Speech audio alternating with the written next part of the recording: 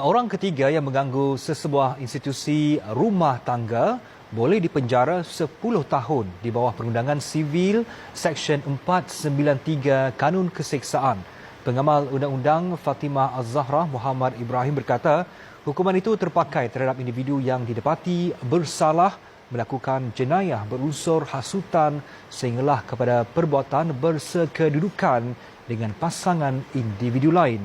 Wartawan Khadizah Faisal ada butirannya.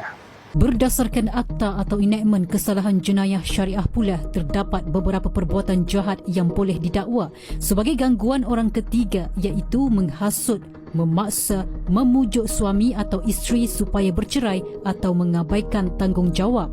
Dan dalam kedua-dua seksyen ini, kedua-duanya mengenengahkan hukuman penjara. Okey, penjara di dalam seksyen 493 ini boleh mencapai sehingga 10 tahun. Dan dalam seksyen 498 ini sehingga 2 tahun atau denda atau kedua-duanya. Tetapi di dalam 493 ini dia dan denda. Tapi kalau dalam situasi gangguan pihak ketiga ni, memang dia satu tindakan jenayah. Sebab apa? Sebab bila kita nak memelihara institusi kekeluargaan, jika ada apa-apa kerosakan yang berlaku, ini adalah satu tindakan jenayah. Selain dakwaan di bawah Perundangan Sivil, Fatimah menyarankan agar mangsa melakukan aduan kepada bahagian penguatkuasaan Jabatan Agama Islam Negeri di negeri mangsa bermastautin agar tindakan dan hukuman di bawah syariah dapat dilaksanakan. Pergi kepada kedua-dua platform. Kerana apa? Kedua-dua platform ini diadakan untuk menjaga masalah rumah tangga itu supaya pihak-pihak ini mampu mengekalkan keharmonian dan mendapatkan apa yang diperlu yang telah diperuntukkan oleh Undang-Undang Malaysia.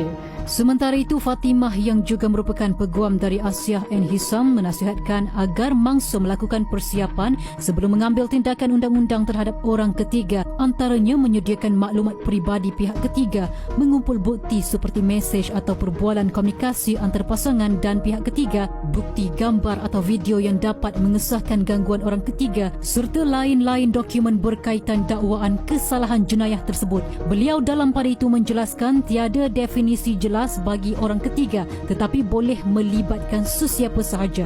Ia termasuk ahli keluarga seperti ibu bapa, mertua, adik-beradik, ipar duai, sepupu sepapat, anak kandung, anak tiri dan sebagainya. Dalam pada itu, Fatimah Zahra berpandangan masyarakat perlu cakna berkaitan kewujudan peruntukan undang-undang sivil dan syariah untuk mencegah perlakuan jahat pihak ketiga sekaligus mempertahankan hak dan keharmonian keluarga. Untuk rekod, dalam artikel Persidangan Antarabangsa Sains Sosial dan Kemanusiaan kelima Pasak 5 bagi tahun 2020, sebanyak 6,574 kes gangguan pihak ketiga telah direkodkan. Khadizah Faisal melaporkan untuk Berita Al Hijrah.